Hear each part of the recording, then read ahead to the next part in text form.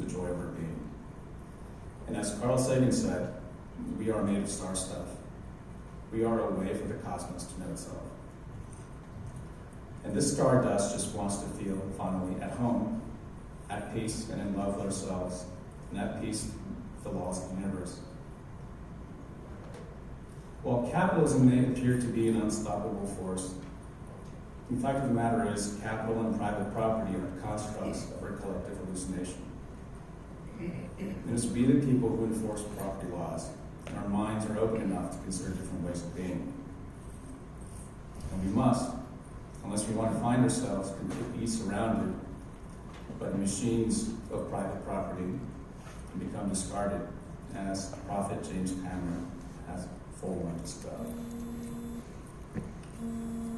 We must each use our voices, those that we've always had but never had the opportunity to use, and sing out loud with a thunder that pierces through the fabric of this constructed hallucination and change the tune of our reality for the progression of this song called humanity. Today, we're given a golden opportunity to harness the gift of computing in our hands and communication at the speed of light to reimagine where we as a collective society decide to devote our collective focus of power and attention. By the nature of free voluntary trade using our tools, we can make this transition entirely peaceful to synthesize a new beginning that transcends the false duality of capitalism versus socialism. Under no authority and with no preconceived notion of nations and the way that we've been considering borders and citizenship. Time is in short supply. We are dealing with an apocalyptic set of unfolding tragedies, a deteriorating environment, worsening global warming and climate change, soon to be causing the loss of power, electricity, food shortages, worsening economy, through the popping of this global pyramid scheme responsible for the exploitation of people and our natural resources. The racket of war for oil and power, which is already disintegrating continental unions. The greatest superpowers that we see the tolerance and acceptance of darkness, of opacity and unaccountability, and decay to tyranny. So what do we do? We have to figure out what our core values are, the thing that we will not compromise on to lead us to the future. We must not compromise on our core values of transparency, accountability, not just of sustainability, but of regenerative environmental integration. For we are tenders of the earth, and of democracy and equality, of opportunity, and of open-mindedness. By fully committing to our core values, non-compromising, of transparency, accountability, environmental stewardship, of providing voice and exit, of democracy, security, of efficiency, of open-mindedness and dialogue, and of cooperation. If we truly commit to our core values, we can organize our communities to be decentralized and autonomous, yet connected. And from the votes of the people, with our hands and feet, led by our reason, with our attention and associations, and with our words and allegiances, and with radical transparency, the right communities will emerge and prosper. But we have to commit to it. We have to commit to our core values from the beginning in order for that to work. So when Moon, I think that's a stepping stone for me. I guess the question is, when Virgo? Virgo is a constellation that took the scales of Libra to the heavens according to Greek mythology. It's also the largest supercluster in the cosmos, and I believe we are destined to go there. If starting is half the journey, we will be halfway when the software that powers our social networking and communications are completely open source and free. with privacy well integrated and enabled by default, when there exists no one monopoly or an oligopoly, but a vast federation of networks speaking a common protocol for interoperability. When the protocols are well designed enough for multiple implementations to compete, to provide constructive dialogue and information discovery, and also designed to enable our long-term happiness and well-being. When our mobile and desktop devices are completely open and of free design, such that anyone can manufacture them. And when we know with near certainty that our devices in our hands are secure and not compromised by any authority. When the world has become so saturated with open source that it becomes the norm, where genuine contributions are rewarded automatically. When our hardware devices are optimized not only for usability, but also for waste reduction and reusability via modularity, and to take into account the full cycle of manufacturing to disposal and the cost of things, rather than design for profits from consumerism. When our social services and public agencies are not held hostage by executive incompetence, but are comprised of a network of interoperating, decentralized, autonomous organizations. When we have trust in our institutions by virtue of their openness and transparency and accountability. When our representatives are not merely talking heads on censored media channels, but are people that we know through our exposure, accounting for different areas of expertise. When we synthesize these open and free software, hardware, protocols, procedures, and data to make intelligent collective decisions for resource management. And when we enable radically transparent operation, which is necessary for accountability, but also facilitates constructive dialogue. When it all comes together to enable human coordination at all scales, from social groups to corporations and co-ops, to international communities united under a common mission, to states and municipal governments, with a public engaged in democracy. When all the people on the earth feel that their voices are heard and that they matter. When our internet infrastructure becomes sufficiently open and resilient, when censorship becomes impossible due to the nature of incentivized networking protocol, and hardware and fiber optic lines owned and operated by each local community. When our financial system is designed to give power to the people to protect the environment, rather than bow to the hollow.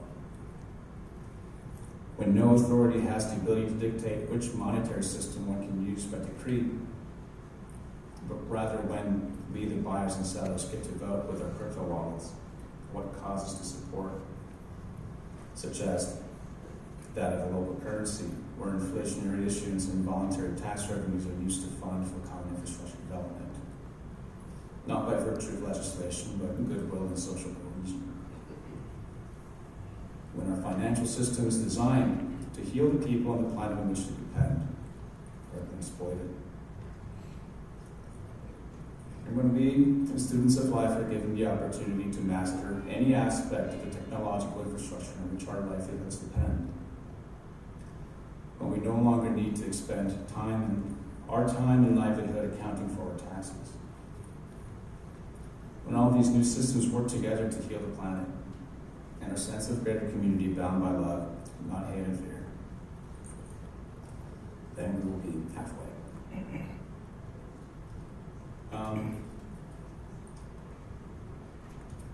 It's Virgo's new project.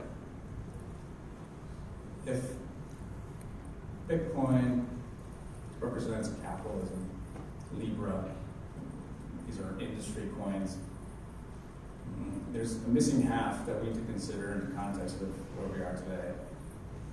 And we need more than cryptocurrencies for that. It's about bringing power to the people, empowering us to coordinate together. What we need to do is figure out how to organize and cooperate better, to build protocols to help us do this. More importantly, for us to find each other. And we do that by voicing out our own individual manifestos. So if you're interested and what I'm saying resonates with you, please join us for a new chapter and feel at one with a sense of purpose. Thank you.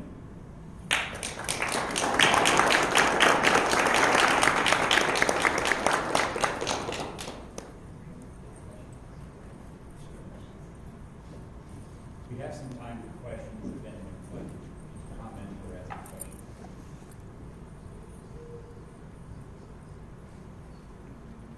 Don't you feel like socialism is just kind of... I can repeat it. Okay. Yeah, so don't you think that's just another centralized authority? And that really the true would just be absolute... Don't you think that the true, like, would just be to just let the people do what they want and not to actually tell people what to do? You know, from like a centralized hierarchy sense? Mm-hmm. Yeah, I totally agree. I don't think there should be any central authority. Yeah. For example, I think Virgo itself maybe it makes sense to separate the manifesto from this brand, because Virgo itself is a brand that will be managed by essentially Tao. So that when an organization under this brand is good at making decisions in associations and making good recommendations and builds trust, then it's this entity that has a relationship with the people. But its core value is transparency and providing exit. So it should be easy for anyone to fork it, to create an alternative. And yeah, from the very beginning, we're endorsing, an open, forkable system. So at any moment, if it feels like there's a potential for capture, then you should support that.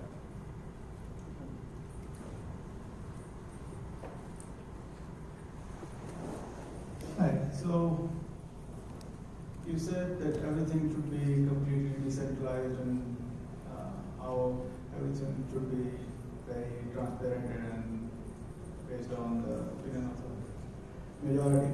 But in all decentralized cryptocurrencies that we have right now, they, for some reason or the other, end up being pretty much centralized. 80% of them are usually owned by 20% of the players. So do you have any ideas on how to avoid that in your cryptocurrency? Virgo is not a cryptocurrency, just to clarify. There's no fundraiser, it's not about a token, although maybe in the future there might be some token, but it certainly won't start that way. But to answer your question, how to avoid that? Yeah, it's a natural force, right, of capitalism. It's a natural force of wealth. I don't think we can really stop that, because how can you? You can try to stop through, tax laws all around the world, but essentially people have the freedom naturally to keep their keys and to associate however they want. I think what we need in order to counter that force we're talking about is to balance this freedom of token accumulations and the free trade with organizations that are well structured, that are composed of people that are well designed enough to allow for the best ideas to bubble up. Powered by essentially, foundationally, the people. Ultimately, the largest organizations, I think, should be powered by democracy. At different scales, you don't need democracy. At the corporate level, for example, there are all kinds of organizations with different control structures that are needed. But when we have an organization that is transparent, that you have access to through your contributions, you can join, where you can see that it is a well-managed system that is working as designed, then you would, I would feel that it has more legitimacy. And it, through our voices, if we can be part of it, it can be a damping factor, something that helps mitigate the forces of capitalism. Sure, but if I own, because say I'm a big player in the technology that Virgo is, and I own 80% of the network, then there is no democracy in that. That's why I wanted to hear your ideas on how to sort of make it more the way that you envision it to be. Thanks. Sure. So I'll try to answer one more time, or add to that. Individual coins, I don't think. Well, there might be some democratic coins, but I think it's the coins. These coins should, have their own distribution and their own way of being distributed. And there's going to be a sea of these different distributions.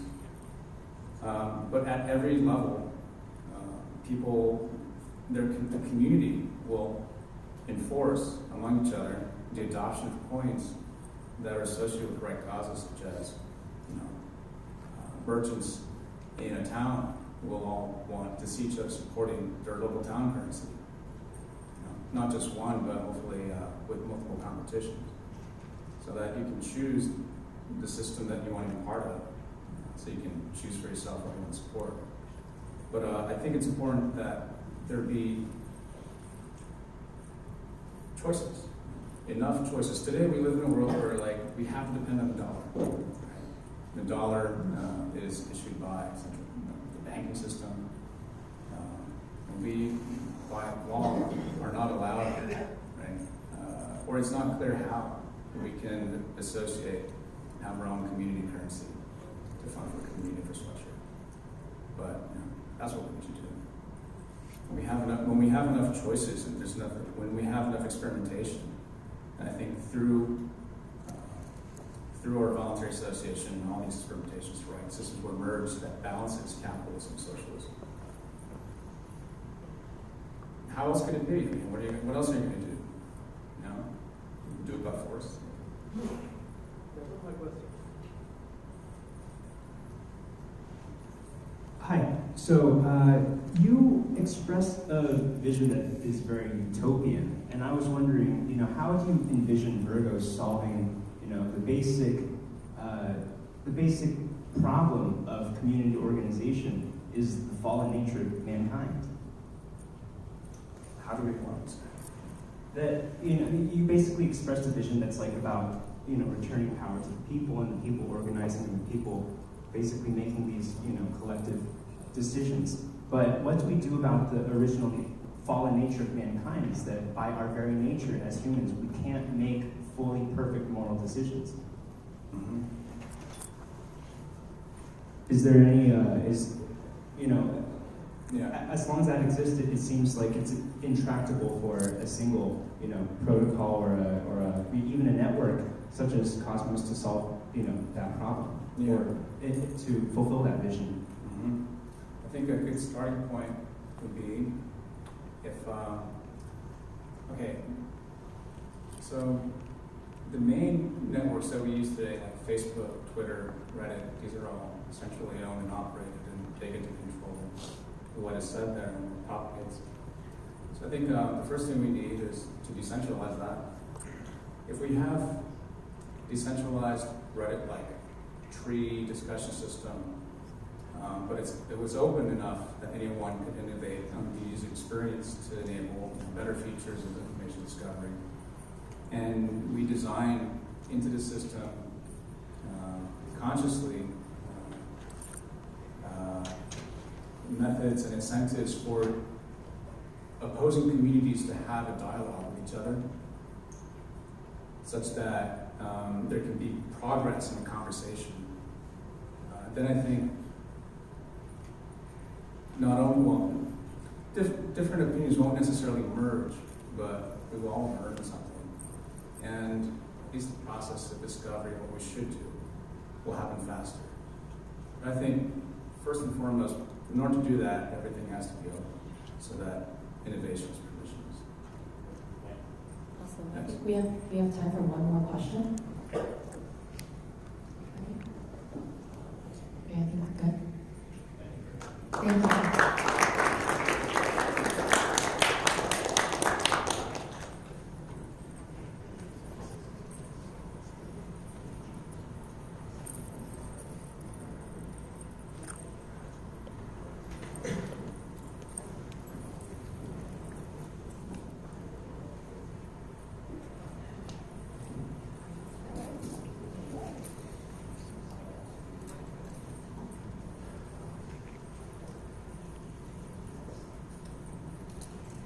I must say that was a very inspiring opening, and I very much appreciate the work that went into that presentation. Our second speaker is Moon Wang from UC Berkeley.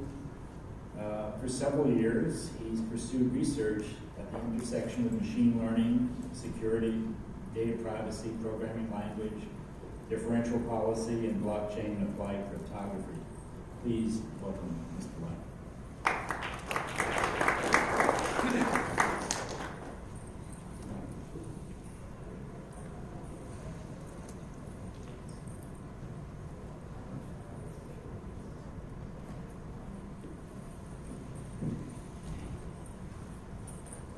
Hello everyone. Thanks so much for bringing up so early and come to stage to listen to our talks. And I'm Moon Wang. I'm a second year PhD student at UC Berkeley, working with Professor Dawson, who will also be giving a talk later today.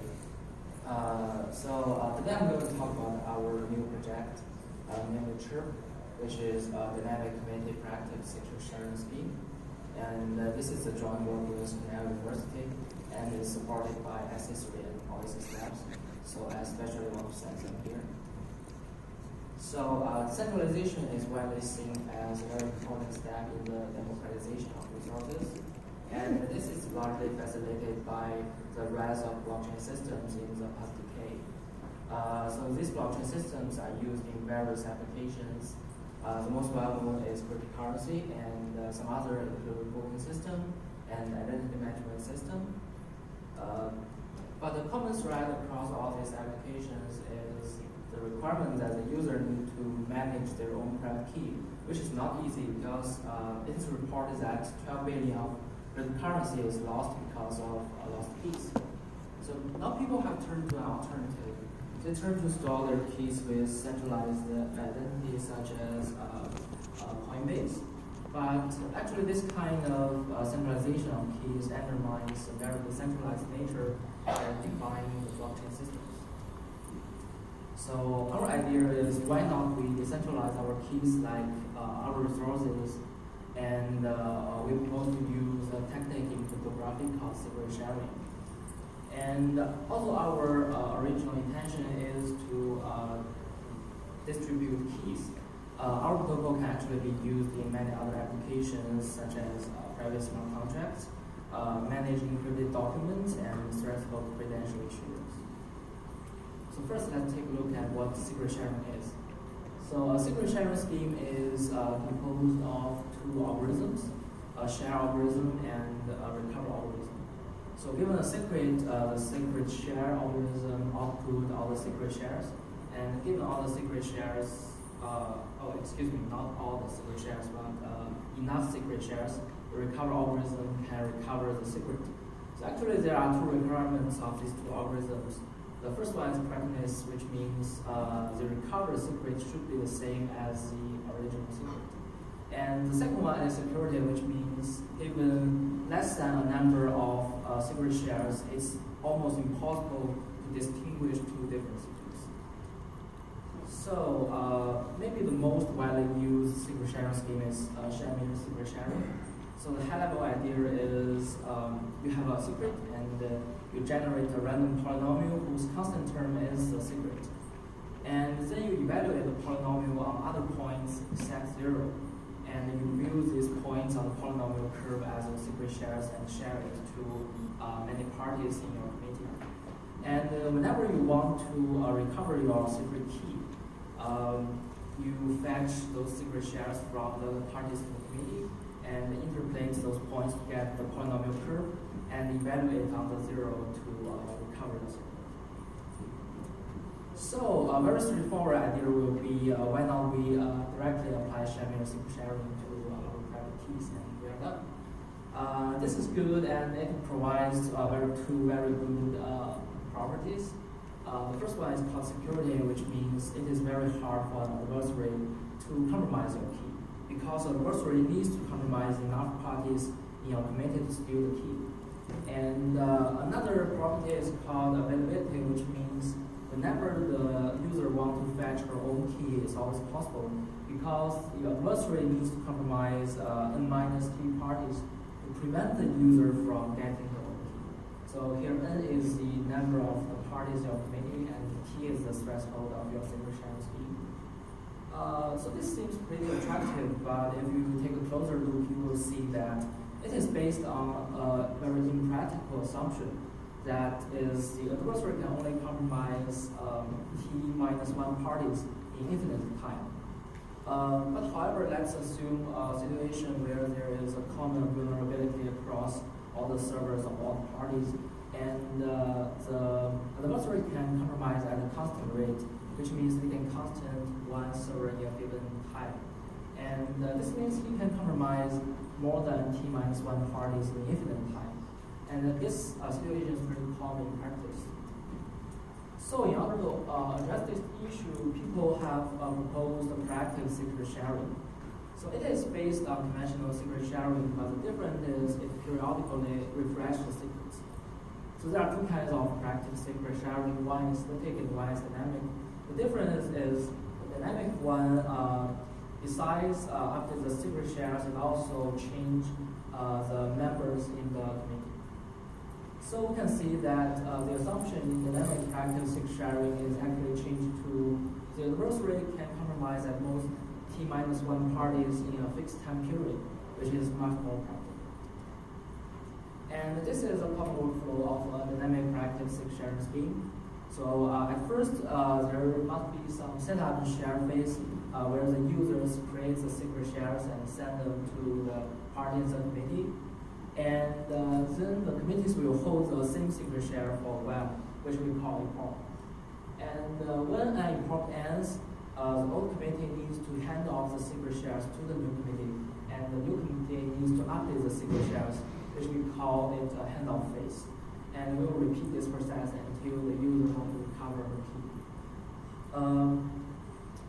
However, if we take a closer look, we will see there is inner contradiction with our previous assumption.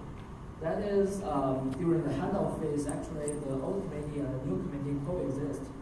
So according to our assumption, we can compromise t-1 parties in each of the committee, which means we can compromise 2t-2 in total, which is typically larger than our threshold, which means it is possible that the adversary can compromise or destroy our secret during the handoff phase. So in order to solve this problem, our idea is, what if we can change the threshold of our secret sharing scheme? So if we can switch the threshold to a higher one and switch it back to a lower one, switch it to a higher one before the handoff phase and switch it back after the handoff phase, then we are good. And actually we can do this by using bivariate polynomial secret sharing and dimension switch.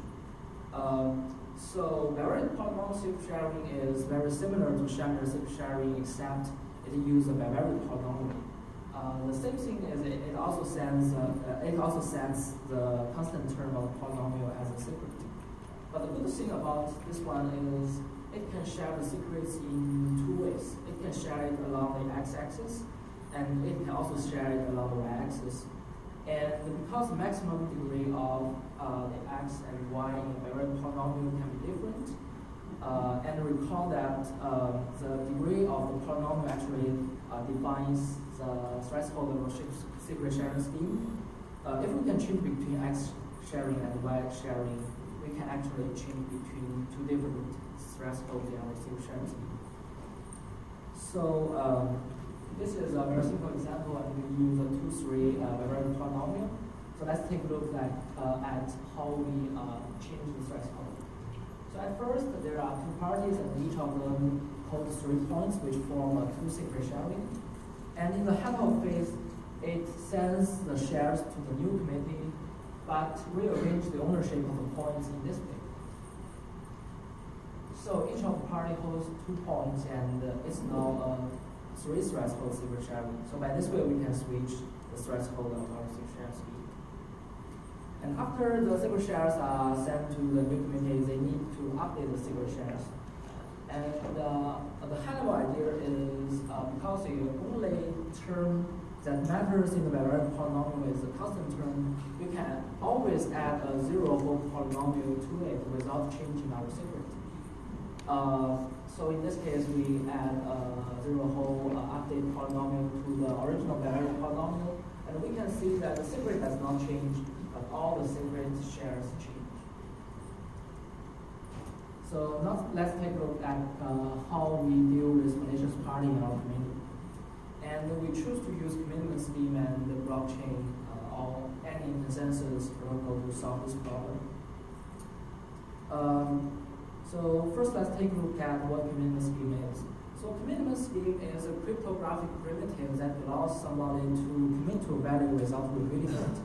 And you can always review it later and verify that your commitment is correct.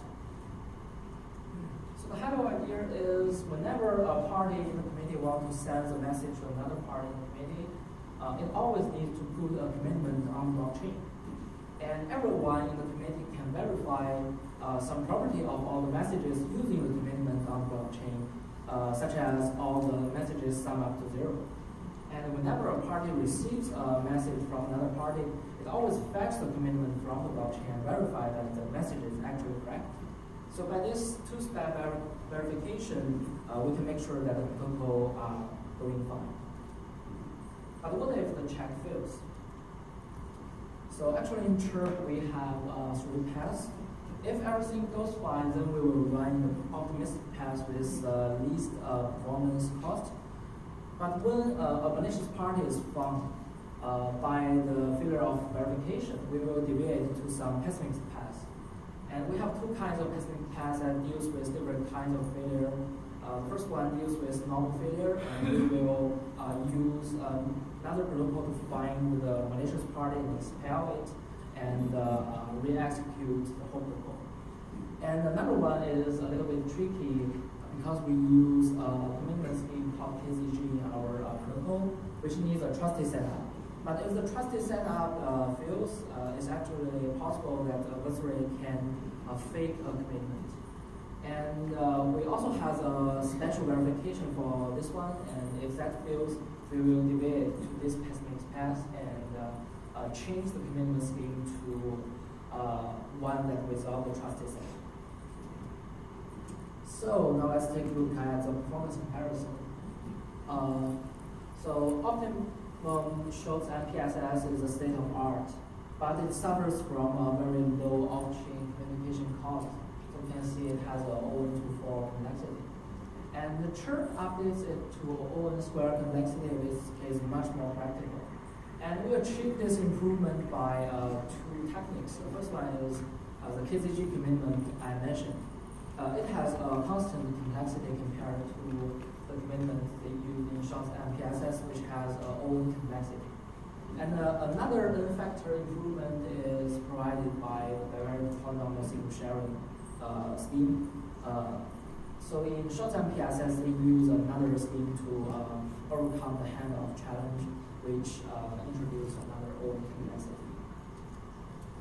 So at last, let's take a look at the implementation and evaluation. So we evaluate our protocol in 2 settings. 9 settings means we start all the machines in the same data center, and 1 setting means we start the machines across the board. And so in the 9 setting, we can see more clearly how the computation cost compared between our protocol and other protocol. And in the 1 setting, we also consider the effect of network delay. So first, we measure the off-chain communication cost, and the practical performance conforms with the theoretical performance perfectly. So we can see the the short-term PSS has O2 for complexity, and our logo has O2 complexity. So if we take a closer look, we will see that with a community size of 100, our logo actually reduces the off-chain communication cost by 2,000 times, which is very impressive. And we also measure the latency of our logo and compare it with short-term PSS. And you can see that, so in the land setting, short-term PSS needs 12 seconds to finish the handoff phase, while our logo in the land setting only needs 5 seconds, which is very good improvement. And also our logo has seen its initial industry implementation at OSIS Labs. I'm an intern there this summer and implemented a prototype for them, and their engineer team plans to integrate it in their system. So at the end, I want to repeat several very important points. So first of all, Chirp is dynamic proactive secure logo, and the difference between it and other secure logo is it has very good asymptotic communication cost. And we implemented Chirp, and it achieves a 2,000 performance boost. So thanks so much. And if you are interested, please check our website. And if you have any questions, please feel free to ask or send me.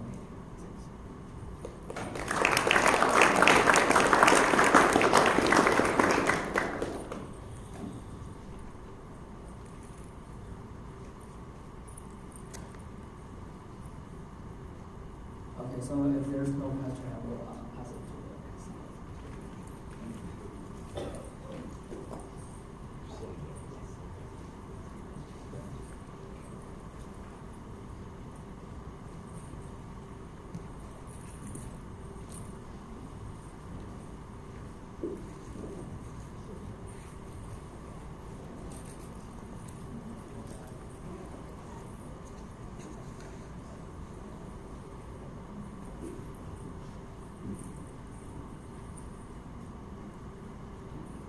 We're very fortunate to have with us Silvio Natali, who's an Italian computer scientist at MIT, and since 1983 is a professor of computer science at the Department of Electrical Engineering and Computer Science. Silvio will discuss the Algorand's Foundation's forthcoming technology. The foundation is dedicated to fulfilling the global promise of blockchain technology by leveraging the protocol and open source software. The foundation has a vision for an inclusive ecosystem that provides the opportunity for everyone to harness the potential of equitable and truly a borderless economy. Please welcome Silvio.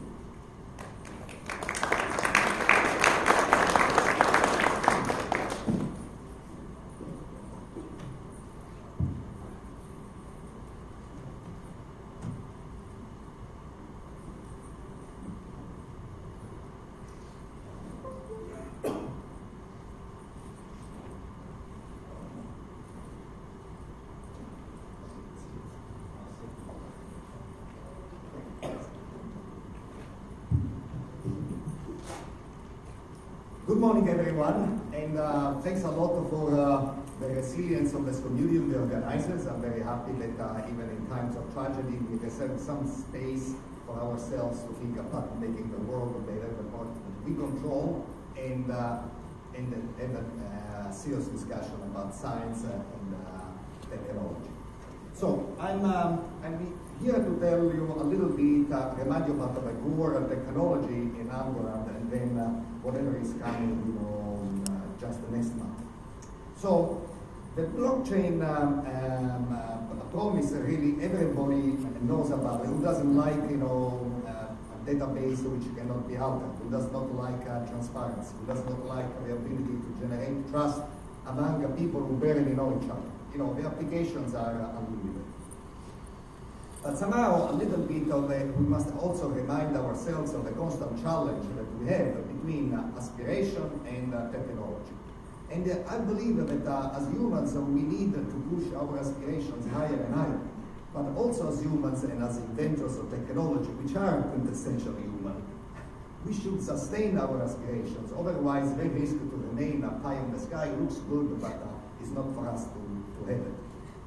So, and if you look at this, these technological barriers, we just have to go no farther than the famous blockchain trilemma, which is stated until a few months ago that at the most two of the following three properties, security, decentralization, and scalability, were to be had.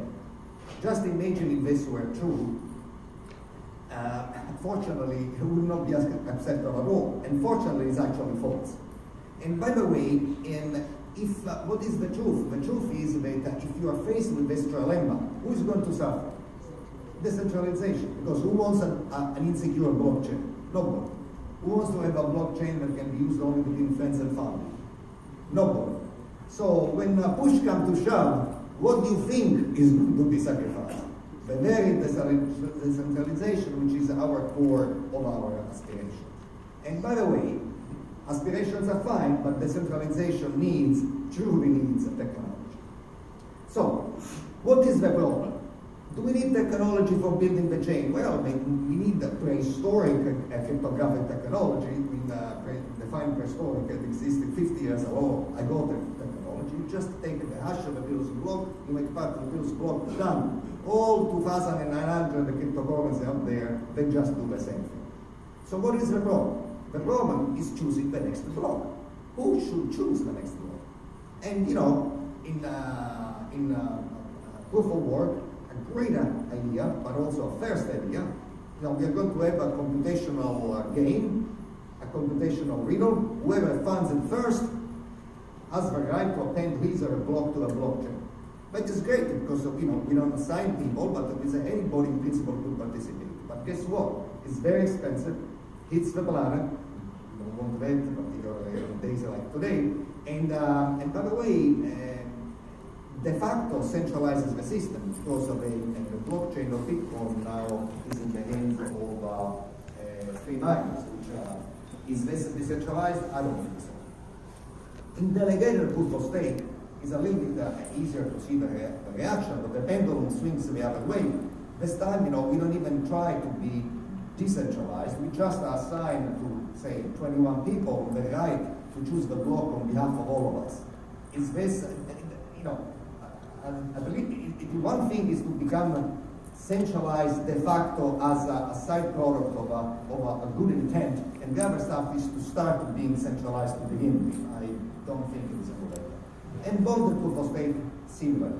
So, to make a long story short, what is the core problem that we see here in these approaches? That the whole economy is at the mercy of a small corner of economy. Who is this small corner? In proof of work are the miners. Now, in the whole global GDP, what fraction of the economy, the world economy, is represented by the miners? You don't only need the magnifying glasses, you need more of an electronic microscope to see the miners, right? So it is a bizarre approach to give them so much power. In the delegated proof of stake are the delegates, and so on and so forth. So instead, what we try to have a different technology. We call it the pure proof of stake, which is defined as follows, very at a high level. Money is always at your fingertip, where it should be, or invested in various opportunities the blockchain offers.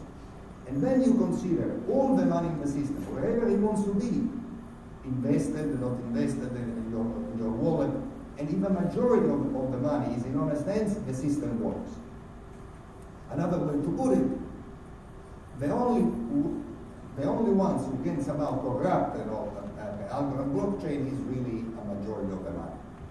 And they must first collude and then shoot themselves in the foot and collapse the very economy of which they own a majority of.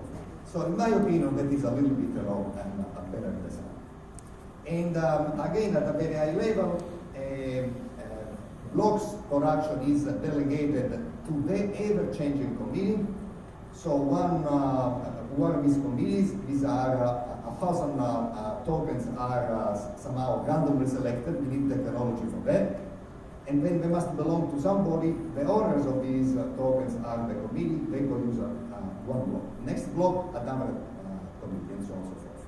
And by the way, if you are selected, if one of your tokens is selected, what do you have to do? To propagate a very short and easy to compute the message.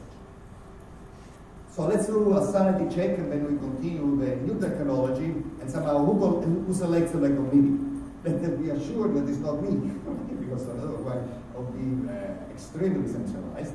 And so the committee members actually secretly select themselves, which sounds a bad idea, because if I'm bad, I select myself all the time. But in reality, what does this mean? That each one of us, inside the privacy of our own laptops, because you don't need more than a laptop to do this self-selection, you run an individual log without talking to anybody. Think about pulling the lever of a very easy slot machine, but which implements a cryptographically fair order. What does it mean? That not even a nation state with huge computational resources can enhance the ability to be selected. So you pull the lever. If you are somehow selected, you get a winning ticket, which is a proof that you are part of this committee, and you propagate this proof together with your opinion about the law. That's roughly how it works. Now, why is this decentralized? Because again, we are not putting 1,000 people in charge of selecting every block for the next month, or week, or day, or hour, but somehow one block, one committee, another block, another committee. Why is this scalable? Because how long does it take to pull the lever in terms of computation? 1 microsecond of computation, that's very good. And then the propagation of a short message that scales. Why is this secure? Because even if I were a very tough and powerful bad guy who can corrupt any 1,000 people that I want instantaneously, I have a problem. I don't know whom I to corrupt, because I do not know who is winning inside of your private computer this log. But once you figure out if you win or not, and you propagate your winning ticket and your opinion about the block, now I know who you are and I can corrupt instantaneously. But so what? Whatever you have said is virally propagated across the network, and I cannot put it back in the bottle no more than any government can put it back into the bottle a message virally propagated by WikiLeaks. So the system is secure roughly because beforehand I don't know whom to corrupt, and ex post is a bit too late to corrupt. And so I bet in some sense how the system actually is solved. And so far this is a recapture of what is the core technology. There is more, of course, that I could summarize in these 10 minutes. And, but one thing that is important is that by proceeding in this matter, the algorithm blockchain does not fall. Okay, happy with this. What is coming? What is coming now, layer 1 technology. And what is this? This is somehow the ability to issue your own token at a layer 1.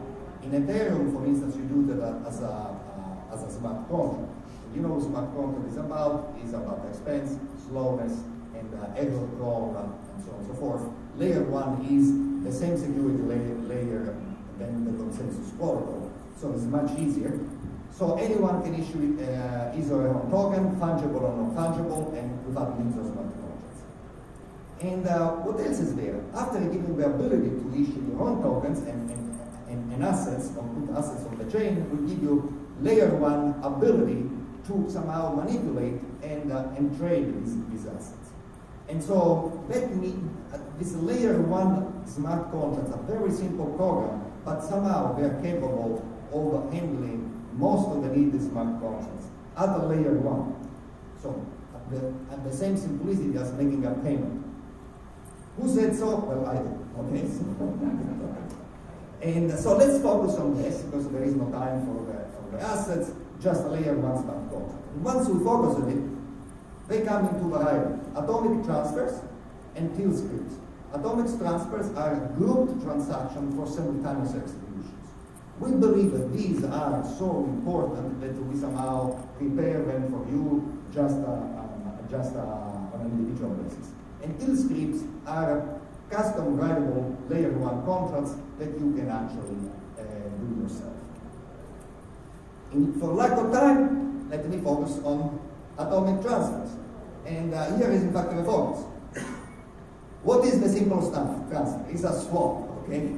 And this swap, by the way, this time, which is rather being atomic in name, is going to be truly atomic, really atomic swap, or log-free atomic swaps. So what is a swap? Two users, I have an asset you want, you have an asset that I want. One of the assets can be money, we want to trade an asset for money or whatever. And here is what we want to do. We want to do it without intermediaries, trusted intermediary. Somehow, think of it conceptually, works as follows. So, both you and I sign a pair. My asset for my key to your key, and your asset for your key to my key.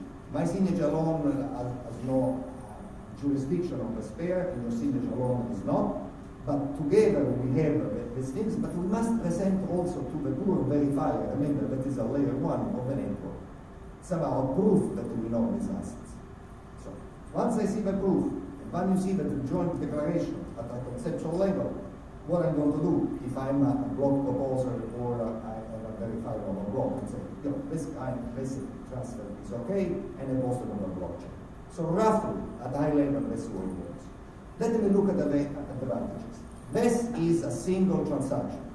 By the way, to avoid the smart contracts, because they are dangerous, slow, and expensive, what do? We do a hash time block to implement a transfer, which means I transfer something to you, but temporarily. You have an hour to transfer to me what I want. If you do not want, I have time to put a blockage, an abort transaction on the blockchain, right? And so what's the problem with that? That's an hour is not exactly instantaneous. The system is not atomic because it has many moving parts, totally disjoint. And second of all, if I'm a bad guy, and after you transfer me your house, I start a denial of service attack against you, so that you cannot get any more messages or post any more messages. I want to see you posting an abort transaction. Thank you for the house, bye-bye. So that's why, if you want to be prudent, you have to take a day or 2 days or 3 days, depending on the value of the asset, to make sure that the denial of service attack becomes too expensive relative to the asset you want to transfer. Here is a single transaction. So if a single transaction gets into the blockchain, our asset will be swapped. If it doesn't, because I'm denial of service or you're denial of service, who cares? I keep my asset, you keep your asset. Nobody has lost anything. And no cheating is possible. So layer 1 is actually very fast and very secure. There is no error of the complication or to complete programs. And in my opinion, that is how transactions really need to be the next generation of trading. This is such a basic thing. And the same thing, by the way, on these of atomic transfers are about the multi-party. Assume there are multiple transfers in multiple currencies, red currency, blue currency, green currency, etc., etc. All these payments have to be done simultaneously. Who wants to pay first? Nobody, right? But you want to do these things simultaneously? Done. Again, everything here is propagated individually, but they are actually executed only simultaneously. So I know that when I push the button to do my own job, I know that my payment is not going to go anywhere, posted anywhere, unless all of us together can be done. And in a few seconds, if we want to mess down, it will be done. Again, the advantages: single transaction, no cheating, layer 1, no errors or smart contracts and communications like this. And so, by the way, that is a little bit of an ASC Algorand smart contract at layer 1 strategy, is to have a set of rich set of ready-made, thoroughly checked and optimized templates from which most probably you find what you want to do. And if you don't find it, it's much easier to put together 2 pieces to do the thing that you really want to do, rather than starting having somebody to do a smart contract and good luck. And I believe that things like this are really what are going to power a frictionless and democratized finance, which in my opinion should continue to be one of our goals, because we have many goals, but somehow financial independence should be one, because otherwise freedom without financial independence doesn't make many people really free. Okay, so what else? The next thing is this hybrid chain technology. So, I mean, I'm passionate about the permissionless blockchain. I think it is one of the most challenging and socially interesting and crucial aspects for the world to have. essentially a permissionless blockchain gives you the ground truth on which nothing else can be constructed if you don't have a ground truth. But you know, everybody also needs a permission private chain anyway. So when I go in the street, I'm a public persona. I go back in my house, hopefully I'm a private persona.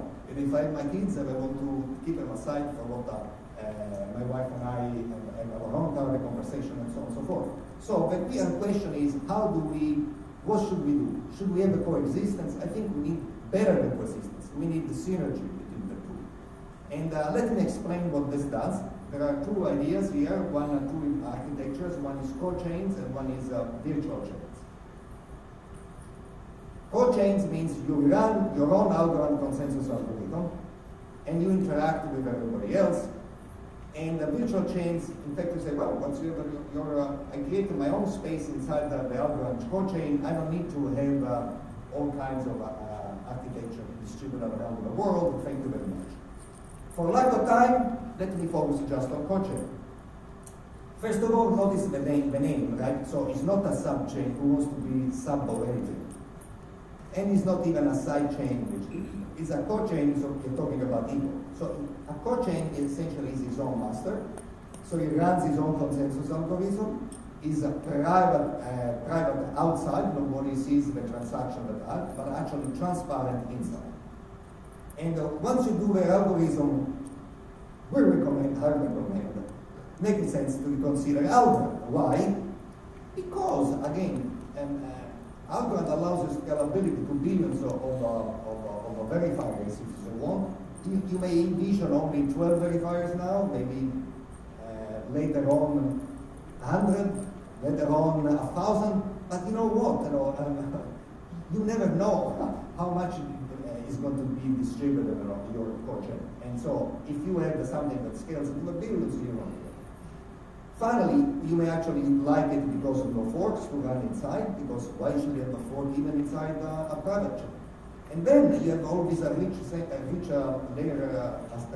of layer 1 functionality. Atomic swaps, I think they're good whether a chain is public or private, and all these other things. But most of all, you need immediate cross-chain interoperability. So let me explain by a faster picture. And assume that there is a blue chain which is permission. There is a red chain, also permission. And there is an algorithm chain which is permissionless, right? Somehow I live in the blue chain, but I discovered that you have a very attractive circle. And I have a very attractive triangle to you. So we want to swap them. So what we want to do is that, first of all, we start in the situation. Now, internally, I transfer it to my own private key, which I can make one ad hoc for various reasons. And I own the triangle. I give it to Silvio, blue Silvio, public key, this triangle. This appears in the block, unshielded. And then I'm transferring inside to this public key from the blue chain.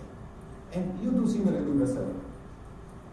Then somehow I provide the algorithm chain, listen, the blue circle, which was the triangle, which was in the blue chain, has now been assigned to key Silvio blue to algorithm.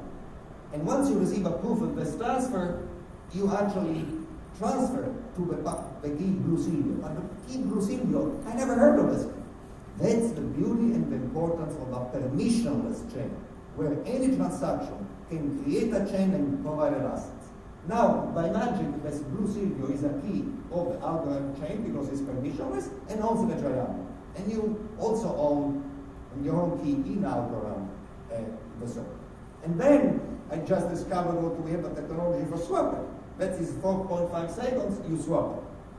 And then you transfer it back, and now at that point, this asset is removed from the algorithm blockchain, and now everybody knows that the circle belongs to somebody in the blue chain who knows whom, and the triangle belongs to the red blockchain who knows whom, but that prevents me to transact directly with you and sell the triangle to you, the same triangle to somebody else, because that's why having a public, permissionless chain in the middle allows for this double spending between private blockchains. And by the way, I really think that that's the way in which we operate, because we both have a public and public persona, and we also want to have a yearning for transparency, but we need to interact with each other. Okay, so far that's what I'm describing the future technology. The next one is somehow having a smart chain technology, and doing complete smart contracts, but done in a different way. We call them smart square contracts, smart contracts that now finally are really smart, is a general format. But you know what? There is no time for that. And there is going to be instead some timeline. The chain was launched and has been working flawlessly since June. There's a layer 1 technology on the layer 1 smart contract and asset creation. They will be on chain this November. These are in next year, and whatever we have planned to do, stay tuned, cool stuff is going to come later. So my take is technology is quintessentially human. So all this notion that is human against tech, no. Humans invent tools, that's what it means to be human, and technology is quintessential humans, and technology ought to serve humanity. Our aspirations will be realized by technology, and only through technology will let us be really who we want to be. Thank you very much.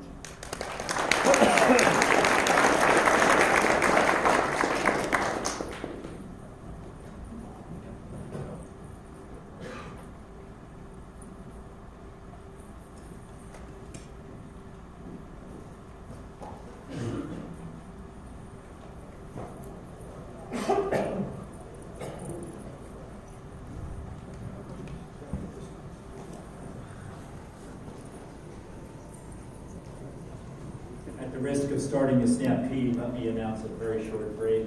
We'll start promptly at 10:30.